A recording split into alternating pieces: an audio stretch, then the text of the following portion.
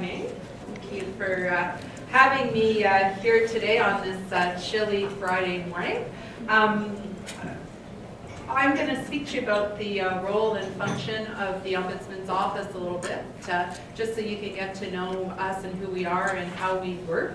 And I'm also obviously going to speak about some of the upcoming changes that will make our office's role even larger, and I think will be the start of an exciting new relationship between our two organizations, because as I'm sure all of you know, and one of the reasons I'm here is that the Ombudsman's mandate is being extended so that we will now have jurisdiction over universities, and we have always had jurisdiction over community colleges. Just as it was mentioned, we are videotaping our presentation today. This is something we always do. You can see, if you go on our YouTube channel, you can see the videos of different presentations that the Ombudsman and myself and other members of our staff have given. And we are also live tweeting the presentation, which is something we do as well. If you follow our Twitter account, you'll be familiar with that. And if you want to follow along, the hashtag is OOLive. Can find that on our Twitter site as well. Okay, so I want to start a little bit by talking about what is an ombudsman, and some of you might be wondering, what exactly is the Annual Ombudsman? And if it sounds to you like something that you might get off the shelves of IKEA, you're not that far off, because ombudsman is actually a Swedish word, meaning citizen's representative, and the first ombudsman actually came from Sweden in 1809. His name was Lars Mannerheim. You can read the, should go back a little bit, you can read the dictionary definition is there on the page of what an ombudsman is. But generally the ombudsman is the go-to guy if you have a problem with the provincial government. We have a team of experienced professional investigators, and we get to the bottom of all sorts of complaints, whether it's an issue with driver's licensing or a more serious systemic problem. And I'm going to tell you some of the systemic cases we've done in a bit. We are currently looking, for example, investigating billing problems with Hydro One.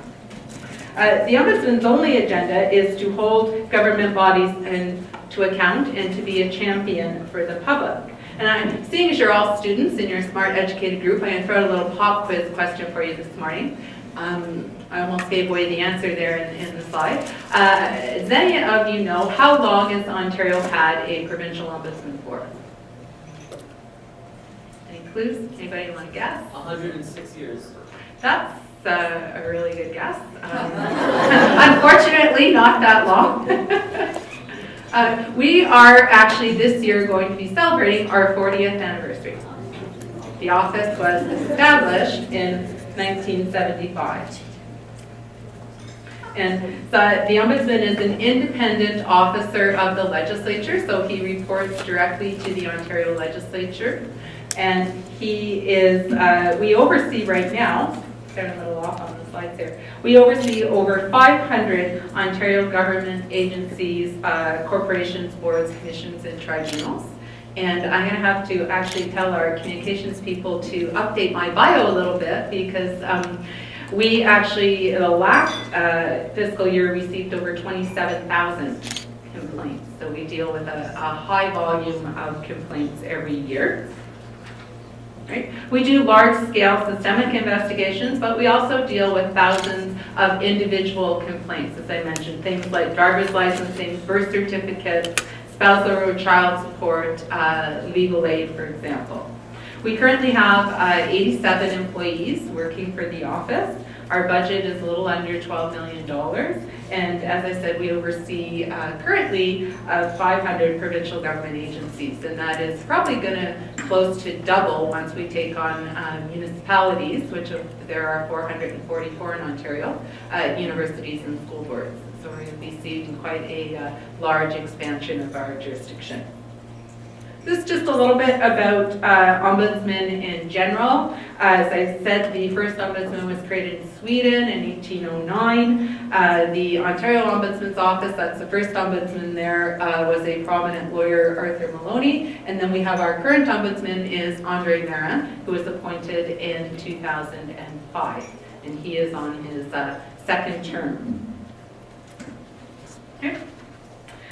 The Ombudsman's office has long roots, obviously going back for some time, but I think there's a very strong argument that it's probably never been more relevant than it is today. Citizens today tend to be more informed and connected, and they're very sophisticated in their expectation of public officials and bodies. Public knows more about government, they demand more from government than ever before. In this age of technology and consumer empowerment, given that we're all consumers of government, we expect that when something goes wrong, that someone from within government is going to answer for it, and there's going to be an explanation. And in my view, the Ombudsman is a very big part of that, because we hold government and government agencies to account, and our overall job, I think, is to improve government service to the public. Okay. You'll see throughout my presentation, if you look at our annual reports, if you look at our website, you'll see some of the illustrations that are featured here, which we use these to bring to life the kinds of frustrations that people have with government. As students, I'm sure you are very familiar with the fact that government affects all of us in every facet of our lives every day. It determines how much we pay for power, who can sell it to us. It's responsible for hospitals, health care. Government has an enormous job of administering child support claims for millions of divorced parents, and runs the lives of inmates who are in jail. Those last two groups I mentioned because they are the top sources of complaints to our office, are provincially detained inmates and persons having complaints about the Family Responsibility Office that deals with support payments.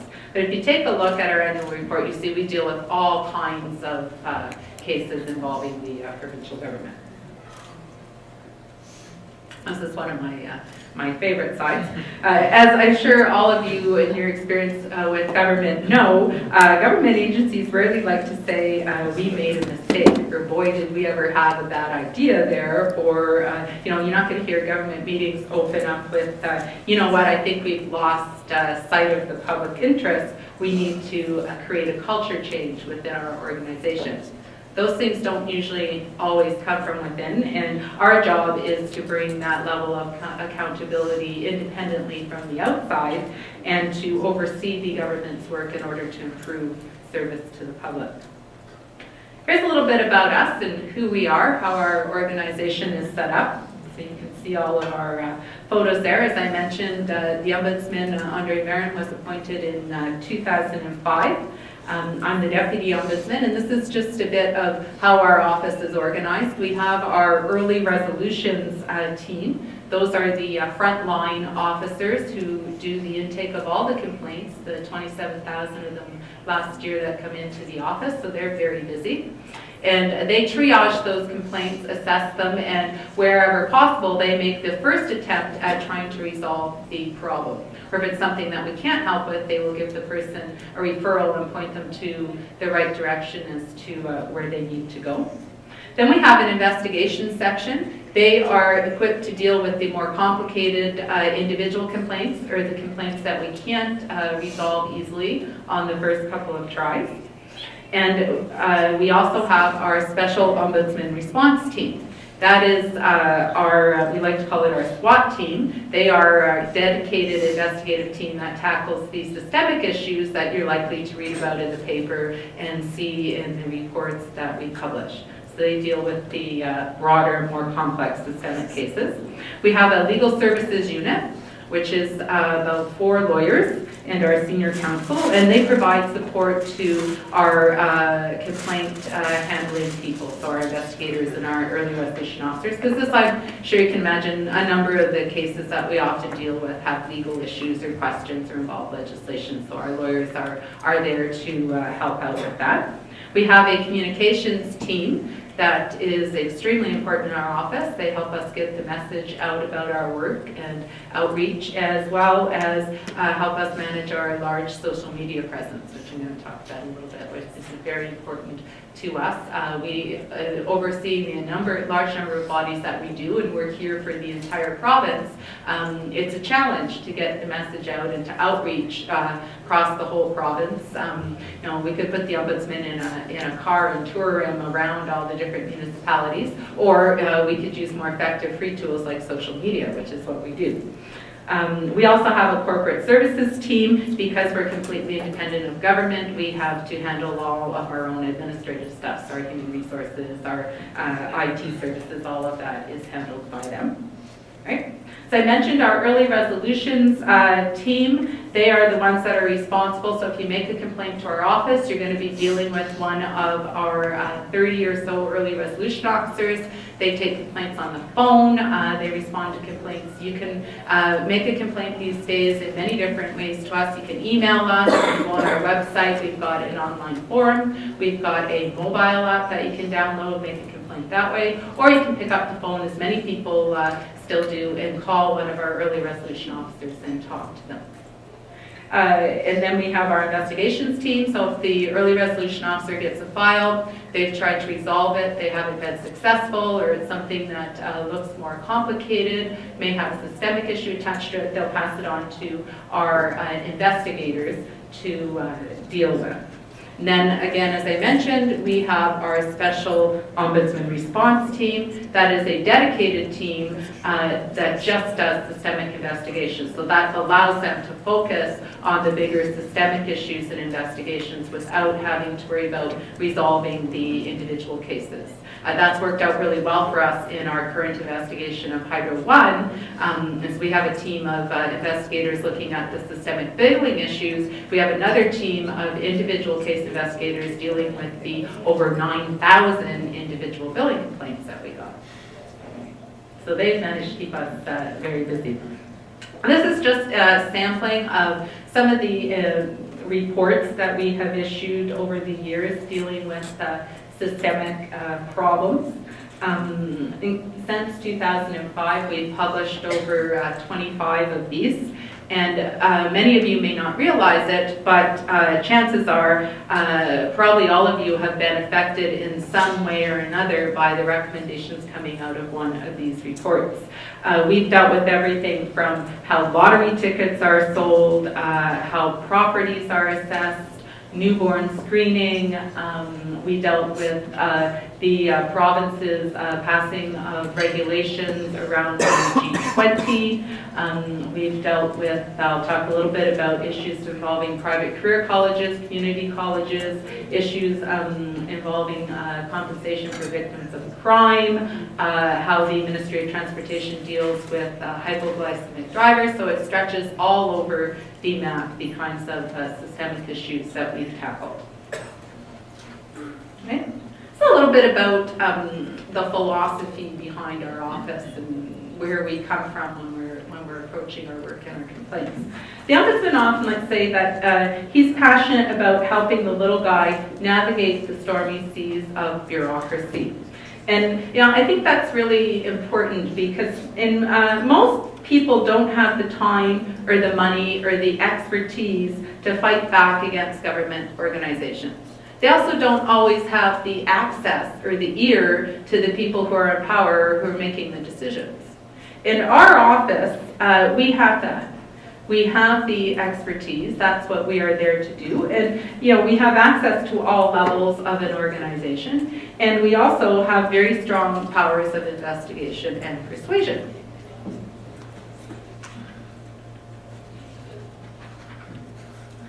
Whether you are an individual or a very large organization, you'll probably work better if there is a chance that your work will be under public examination. And I think that's where an ombudsman has a very big role to play in culture change and changing dynamics when people have complaints. It's a very different thing to make a complaint to an organization that has no external complaint mechanisms or oversight as to one that knows when it's dealing with your complaint that there is an external independent body that you can turn to if they don't deal with it well. A U.S. Supreme Court of Justice, Louis Brandeis, said sunlight's the best disinfectant. And our own Canadian version of that came from our Supreme Court, Justice Brian Dixon, who said the Ombudsman role is to shine light into dark places. We all know how easy it is to follow into rigid routines based on regulations and bureaucratic practices. We like to call this the rulitis virus, and unfortunately, especially when you're dealing with government and large organizations, it's something that's highly contagious. The default answer when you suffer from rulitis tends to be to stick to the rules, even if they defy common sense or compassion. But where we come from in the Ombudsman world is if you're putting the public interest first, really your default should be what is the right thing to do. And part of our job is to put the human face on a problem. This is where values come in. Ethical government means treating people as people and not just as another file or a number. Government organizations, no matter how large and powerful that they become, must act in the public interest and protect the most vulnerable in society. Part of our job is ensuring that government meets those expectations. I like this slide in particular because it gives a good idea of our office in that when we see a problem, our approach is how can we fix it the quickest and most efficient way possible. And the great thing about the Ombudsman Act and the Ombudsman model in Ontario is that we're very flexible. We have all kinds of different tools at our disposal. So we are in ways a multi-purpose tool. We also do not have the trappings and the rigidity of the court process, or we don't cost. You don't need a lawyer to bring a complaint to our office.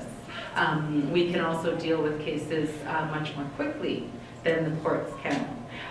We are nonpartisan, we avoid the pitfalls of politics, and we have strong tools of investigation, as well as a whole range of tools of persuasion, from diplomatic encouragement to the bullhorn of the news media where necessary. Not only does this allow us to effectively deal with large bureaucracies and rulitis, but it also makes our job kind of fun and really interesting. So I've talked a lot about how we work, and I'm sure what you guys are all most interested in is how is this going to impact us? And as I'm sure you're all familiar with, universities up until very recently have been part of what we have fondly called the MUSH sector. Municipalities, universities, school boards, hospitals, and long-term care facilities, which are areas that have historically in Ontario been exempt from ombudsman oversight. These are in fact areas where there has been no independent oversight at all, despite the fact that they receive billions of dollars of government funding and have a very large impact on people's day-to-day lives. This is not a new thing. Since the office was brought into power in 1975, there's been 7 ombudsmen, and they have all been crying the need for the expansion of ombudsman's oversight into these areas. It's also not new in Canada. All of the other provincial ombudsmen have different combinations of oversight in these areas, and Ontario was actually behind all of them in terms of the breadth of the ombudsman's jurisdiction. Okay. Thankfully, that is no longer going to be the case with the passage of Bill 8 on the 9th of December. As part of the Government's Accountability and Transparency Act, our office will now have the power to investigate complaints about municipalities, universities, and school boards, and there will be a ombudsman created that will investigate hospital complaints, as well as Ontario's Child Advocate will have the authority to investigate complaints about children's aid societies. So this isn't necessarily the package that we had envisioned in terms of having oversight of the MUSH sector, but it provides a much greater degree of accountability over all of those areas. So Bill 8 passed on December 9th, but we are currently now waiting for the government to proclaim the different parts of it in force. So we'll require a separate act and decision by the government as to when Bill 8 will actually be in effect and when it will go live. So when will we actually be able officially to take and investigate complaints about universities. We expect that it will roll out all 3 of the areas within the next year to 2 years. And we're very excited about that because over the years we have had to turn away a lot of complaints in the must sector, roughly over 1,000 of them a year. And this just gives you an idea of the number of complaints that we have received about universities over the years. And this is despite the fact that it has been well known that we don't have jurisdiction over universities. People have still come to us continuously with their complaints because they really had nowhere else to go. And even this year, we run on a fiscal year, so from 2014, 2015 fiscal year so far, this isn't on the slide, but we have had 55 complaints about universities, and that's growing, getting more and more with since Bill 8 has passed, and the word is getting out, even though we can't officially actually deal with any of them yet.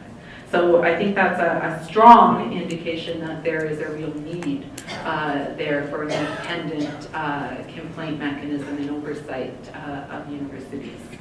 Complaints have ranged from everything dealing with internal appeal and complaint processes, accommodation for students with special needs, quality of instruction, grade disputes, unfair policies, poor service, and problematic program requirements. And I would say as well that oversight of universities, I know it's likely creating a bit of a wave in the university sector, but it's something that is not completely new or unheard of in Canada. The British Columbia Ombudsman has actually had oversight of universities since its inception, and it works quite well and it's very effective.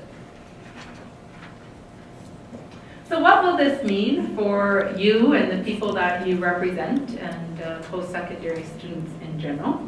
As most of you know very well, most universities and some community colleges have their own internal ombudsman. And there's a lot of questions of, so what will our role be? You know, will you see all those university ombuds people disappear? And my answer to that question is no, I hope not. Because the way ombudsmen have always worked and how we work with provincial government as well is that we are a last resort. And wherever possible, if a complaint can be resolved at the local level within the institution by their complaint mechanism or by their ombudsman, that's great. We want to see that happen. But we are there as the safety valve and the place to turn if university ombudspersons are not able to resolve a problem. We can also look at bigger, more complex issues that run across universities. So we can take kind of a broader look at a problem as opposed to a local ombudsperson, which is going to deal with that problem specific to their campus or their environment. So we can offer kind of a bigger picture look at many issues affecting students in universities. Student issues will not be completely new to us. You know, universities obviously will be, but the Ontario Ombudsman has actually had oversight of community colleges, or now called Ontario's Colleges of Applied Arts and Technology, since 1975. So we have been dealing with student issues. And we also regularly deal with complaints that students have involving provincial government ministries and agencies. Probably the most frequent one we get is last year we received 134 complaints about the Ontario Student Assistance Program. So we deal with a lot of complaints about provincial grants and student loans. And we also did deal with 100 complaints about community colleges last year in Ontario. So students have been coming to us in the past, and as I said, student issues will not, even though we'll get many new issues with universities and university students, student issues are not something that are completely foreign to us. And I'm not going to go through them now just for the sake of time, but if you have a chance, go on our website, pick up one of our annual reports, and each of them you'll see there's a few stories about how we've been able to help students out with their problems involving OSAP, student loans, the Ontario Student Tuition Grant Program, and a lot of the employment and second career college retraining programs as well. So we have been able to provide assistance to students in different areas in the past. And we also did, over the years, we've done 2 systemic investigations involving community colleges. We called them Too Cool for School, and then another one came along because we couldn't resist, Too Cool for School 2. The first one, Too Cool for School, dealt with private career colleges and how the ministry oversees them. We got a very serious bunch of complaints from a number of students who had been left high and dry when a private career college that had actually been operating illegally for quite some period of time closed its doors, and those students were out of a program and out of a significant amount of money. And so we took a look at how was the ministry dealing and overseeing private career colleges, and what were they doing to enforce the law around that and regulating them, and made some recommendations in order to improve that. The second one involved a program being offered by a community college and specific advertising that was done by that college to students in the program, basically leading them to believe that they would be able to be certified in a specific profession dealing with health records, information management, and that they'd be able to get jobs in the field. The program was actually not certified or accepted for that, and a number of students were misled into spending quite a bit of money to enroll in this program, only to find out once they were finished that they weren't able to get the jobs that they had expected that they could get in their community. So we looked at that as well, and that resulted in recommendations to the Ministry of Training and College Universities about how does it monitor or deal with concerns about misleading advertising by community college when it advertises programs to students.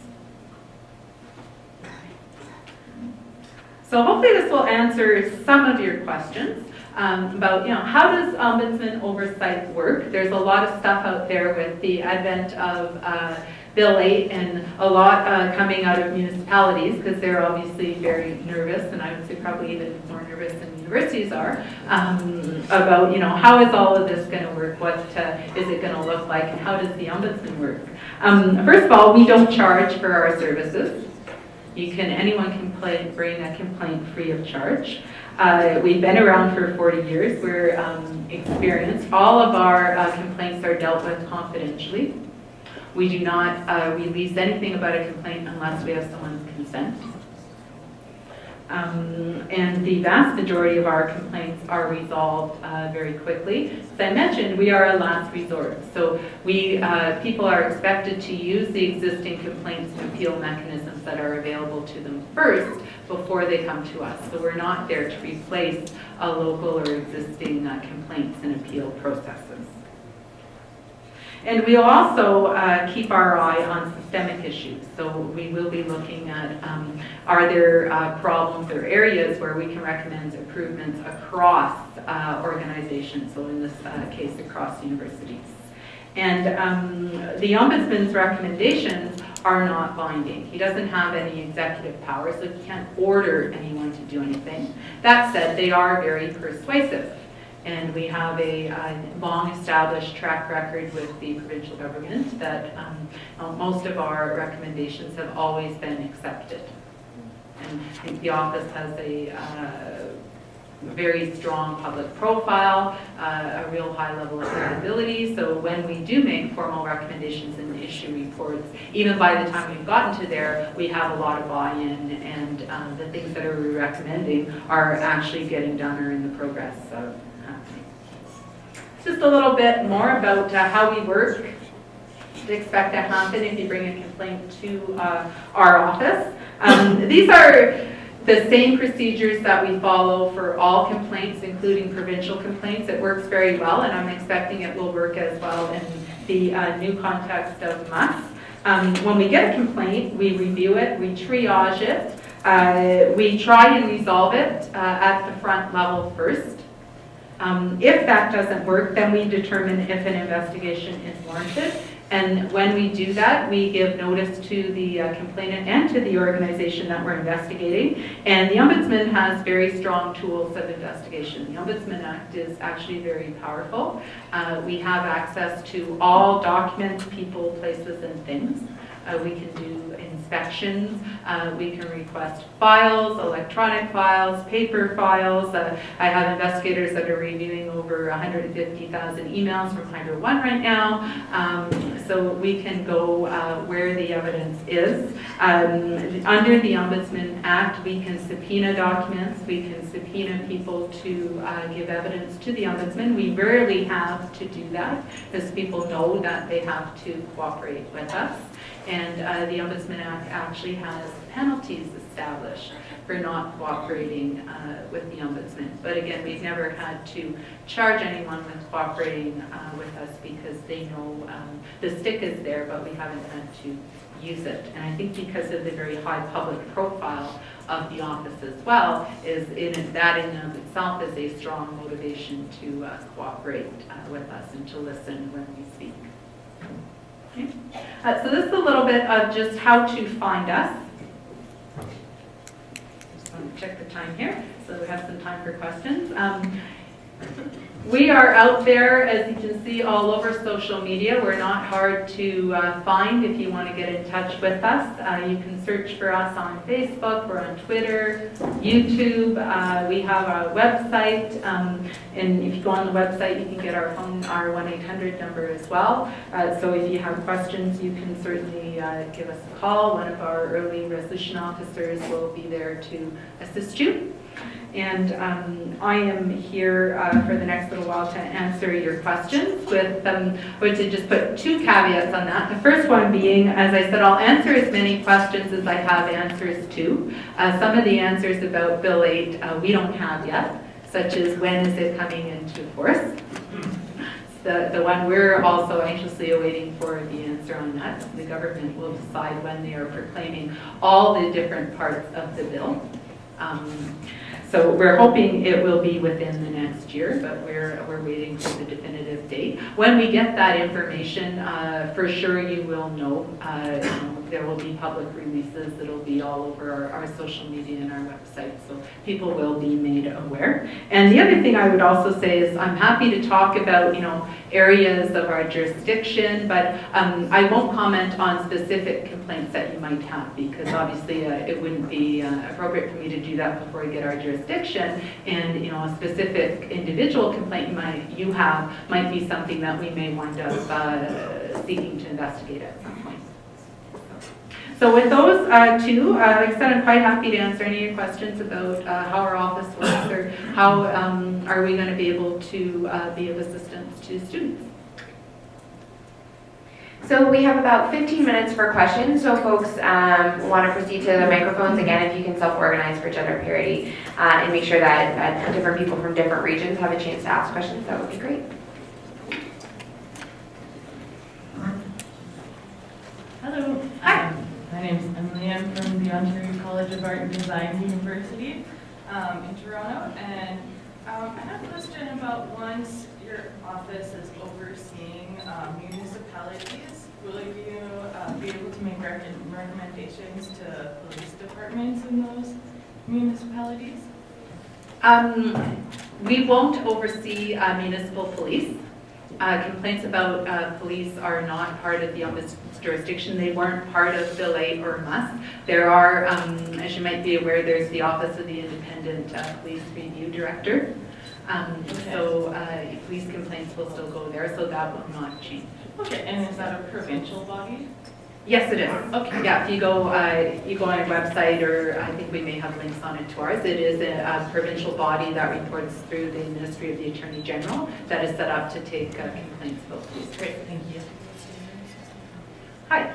Hi, my name is Chris Burke. I'm from Local 20, Nipissing University Students Union. Very cursory look at your website says that you have about 80 staff people employed at the Ombudsman's office. And that you have about 27, and your slide there said 27,000 complaints per year. Yeah. Going into the new sector, I would expect that you would probably get an increase in complaints. I think so. How are you, well, exactly. With the resources that you have, how are you planning to accommodate for the increased number of complaints and We've told our people to be ready to work lots of overtime. No, I'm just no vacations. No, I'm just kidding. We do expect that we're going to get additional resources, and those conversations are going on right now. So, and I think ever since the must jurisdiction's been on the table, the Ombudsman has been very clear that we will be getting more resources to do the job. So we will be, I expect, getting money to hire more staff. So that, along with the questions of when this all is going to start, are those things we're looking to answer very soon. But yeah, I do expect we will have more staff. We're already, I think, really good at triaging complaints. You have to be when you have 27,000. I think we're going to bring that expertise to the new flood of complaints. Because it's just not just universities, I expect. Well, we're already getting quite a few calls about municipal complaints and school boards also. But we're gearing up for that as much as we can with the staff that we have. But I do expect we will be getting more resources as well. All right, thank you. Yeah. Hello, Susan Froome from Local 97, the Association of Part-Time Undergraduate Students at the University of Toronto. And so my question pertains to the issue of ancillary fees. And there's really two classes of problems that we have with ancillary fees. One is actually the imposition of new ancillary fees being done in what appears to be an illegal manner, so that the administration has in some instances pressured student societies to hold referenda to collect ancillary fees from our members, which would be spent on such things as classroom space or libraries. And these are things which are not meant to be covered by ancillary fees for non-academic purposes. So that's a concern that we've got. And the other thing is that when ancillary fees are properly enacted, they will sometimes be withheld or spent on things other than what they were intended for. So I'm hoping that your office would be able to address both of those issues, and was hoping you could speak to that. Well, as I said, I can't really speak to that specifically right now, but certainly it would be the kind of issue that we could certainly look at. Ombudsmen look at questions of administration. So when you're talking about administration of fees, and if you look at the Ombudsman Act, his powers to issue opinions and make findings are quite broad, and one of them is if something is illegal. So we do look at, whether something is in compliance with legislation. We also look at, is it reasonable? Is it within the purpose and intent and spirit of the legislation and the scheme as well? So I can't comment specifically on it, but certainly it is the type of issue that you would be able to bring to our office, I would think. Yeah. Microphone 1. Hi, my name is Jill from Local 32, the Keck University Thunderband campus. I was wondering if you could comment on the role of the Ombudsman in regards to supporting a person through a case of sexual harassment in the workplace or on the campus, in terms of informal reporting. If you could just provide some comments and information on the role. Sure. I think the first thing I would say starting off is that we don't replace what mechanisms are out there already, but what we do is we can look at them to make sure they're working the way they should be and that they're working effectively. So, if someone had such a complaint, we could certainly provide referrals and assist them in bringing that complaint forward. And, if there were concerns about how that complaint's being handled, or if they felt it was being discouraged, or there's not the proper policies in place to deal with that, those are the kinds of things that ombudsmen would traditionally look at. But, we would not investigate a complaint of sexual harassment or sexual assault. But we have looked at complaints that people brought forward where investigations have not been done properly, or mechanisms are not in place to allow people the right environment to bring complaints forward. So those are the kinds of things that the Ombudsman could look at, and I know there's a lot of dialogue right now about that issue, and we've been monitoring it as well. And again, that's one where I see is we can bring value to the table because we'll have the ability to look across organizations rather than just at one specific organization. The other thing I would say is that I hope, and I think everyone's acknowledged that there's a lot of work to be done in that area. I hope you're going to see some undertakings and initiatives and improvements. We're starting to see a bit of that, at least by what I read in the papers. And what one of the things an ombudsman can bring to the table is that when new initiatives are promised or enacted, is we can take complaints and look to see, are they working? Are universities, are governments living up to those promises about what they're going to do? Are the measures that are brought forward or the policies that are going to be put into place, do they work? Are there concerns about them?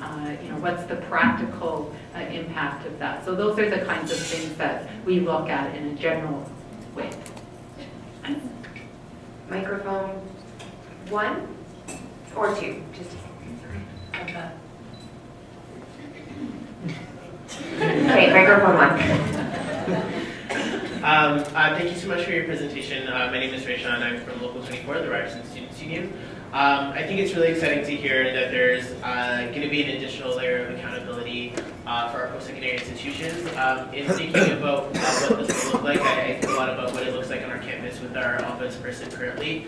And I know that a lot of individual students oftentimes don't put forward complaints simply out of fear or out of distrust for a system. And I was thinking about what you think would be the role of us in the room as student representatives that are on the ground in helping to highlight or bring forward issues that we know are systemic issues on our campuses that are being dealt with our students that might not necessarily be coming through individual complaints. I think that you can play a great role. We're very interested in hearing from you. What are the concerns and complaints that you're hearing from students? This is in all areas of new jurisdiction. I think getting the word out as to who our office is and what we can do and how we can help people is going to be a very challenging job. We can't do it all by ourselves. So, the more that you can do that, I think that's great. You are certainly, you're there on the front lines.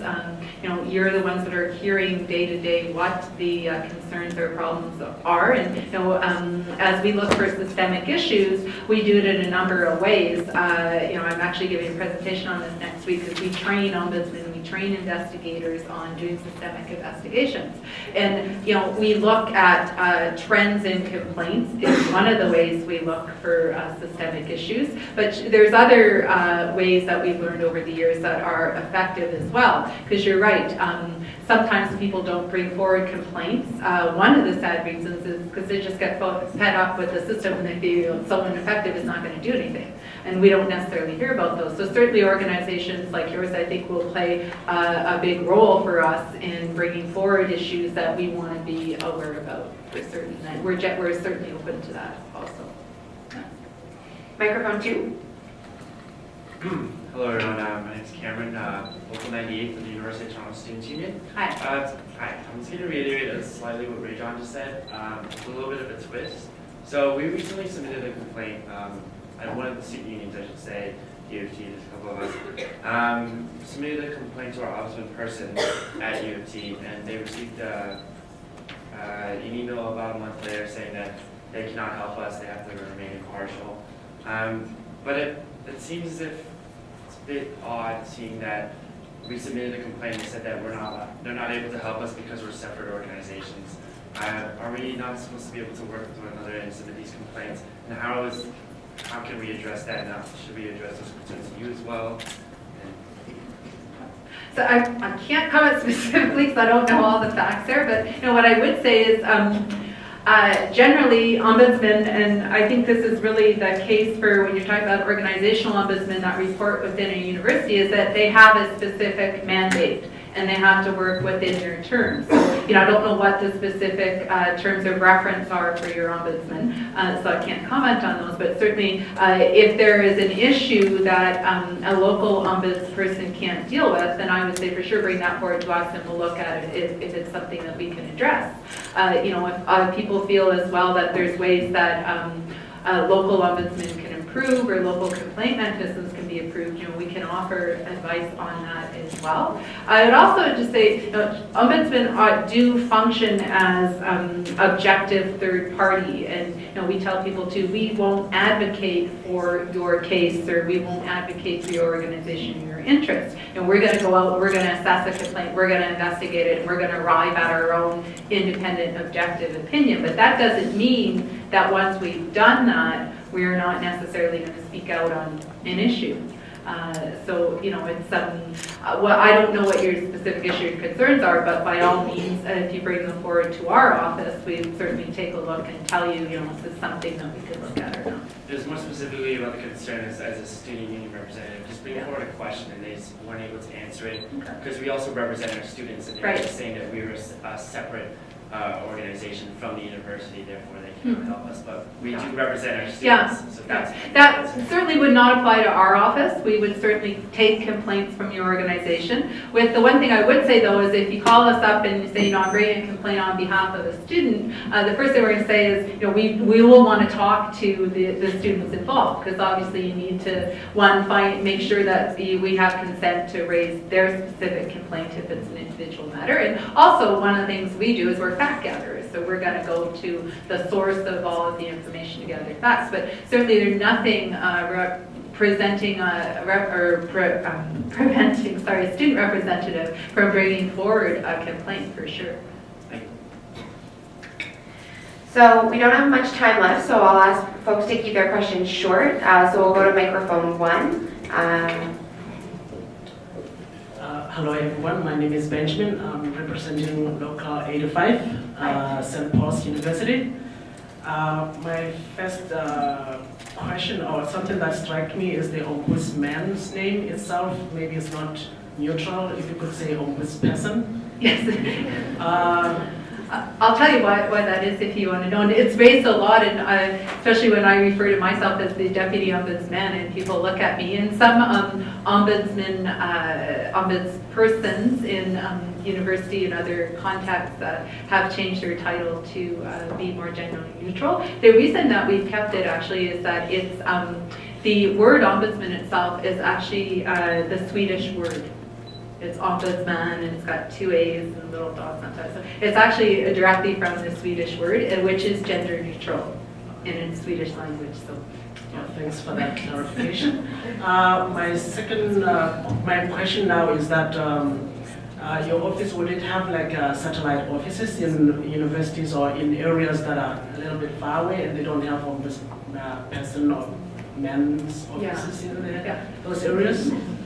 Yeah, we don't, I don't expect at least right away that we will have that. We oversee the entire province as it is right now, and we take complaints from Ottawa, from Thunder Bay, from Sudbury, you name it. Since 2008, we've been investigating complaints in municipalities about closed meetings. So we've been able to do that pretty effectively without having what we used to call regional offices.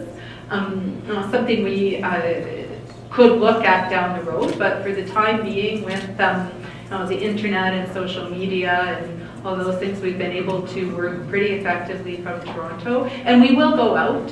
If we do an investigation, we will travel to wherever we need to go to do the investigation or to meet with complainants if it's something serious, we need to do that as well. Thank you. Okay, last question on microphone 2. Hi, my name is Jesse Root. I'm from Local 24, the Ryerson Students Union. I'm kind of interested in the triage process. So one of the things that you kind of highlighted in your presentation was the role of the kind of individual complaints process and then the kind of systemic issues process. I'm wondering in kind of triaging the complaints you get, what is it that indicates something as a systemic issue and therefore a priority for a report or something more than an individual investigation? And how do you kind of set those priorities? I ask because, I mean, I think we understand a lot of the issues affecting students as systemic, that if we encourage our members to, you know, call your office and lodge their complaint, that we might not see kind of the report come out about it as a systemic issue. So I'm wondering about how you set those priorities in the office, understanding that kind of you haven't started that work yet, but how has that maybe happened in the past? Yeah, I can tell you how we do it in the provincial context. You're right, we're going to have to work that out, is how do we do that in the municipal environment and universities and school boards, because the interests and the considerations are all different. One of the things that we'll look at when we get an individual complaint is we will try to deal with the individual problem first and see if we can resolve it, because that's to everybody's benefit. And you know, in most cases that may end the matter, but in some cases it may become apparent to us that, hey, you know, there was an underlying problem here that caused the complaint in the first place, whether, you know, it had to do with a policy or a practice or whatever it might be. Then the next step we will usually go and look at is say, is there an indication that this is the real problem? Have we gotten other complaints?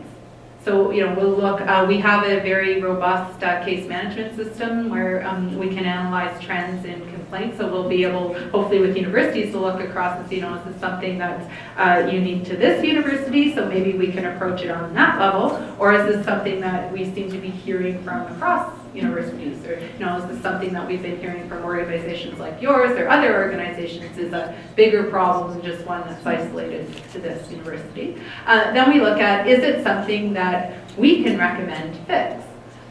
You know, is it something that is a policy or administration issue? Or, you know, there are some questions that are sometimes what we like to call broader public policy issues that are, you know, decided by the legislature, and you know, we're probably not going to be able to fix. For example, tuition rates is something that, you know, is maybe something we're not going to be able, a problem we're not going to be able to solve. But, you know, so we will look and see if it's a matter that we think we'd be able to tackle. So those are some of the things that go into the triage. But yeah, you're right. We'll kind of be, I think, as we roll out our jurisdiction over universities, one of the things we'll be looking to do is getting to know the environment and what are the concerns about at different universities and in different regions, and what are the concerns of students and their representatives like you. So, you know, we'll be doing a lot of listening, I hope, for the first bit. Great. Well, thank you so much for joining us today. I know everyone was really excited about this workshop because we had lots and lots of questions about when the legislation comes into force and how that's going to affect us. And I think all of us are quite excited to hear that you're so open to hearing our complaints, but also just issues about the sector in general. So we thank you so much for taking the time to be here. You're welcome.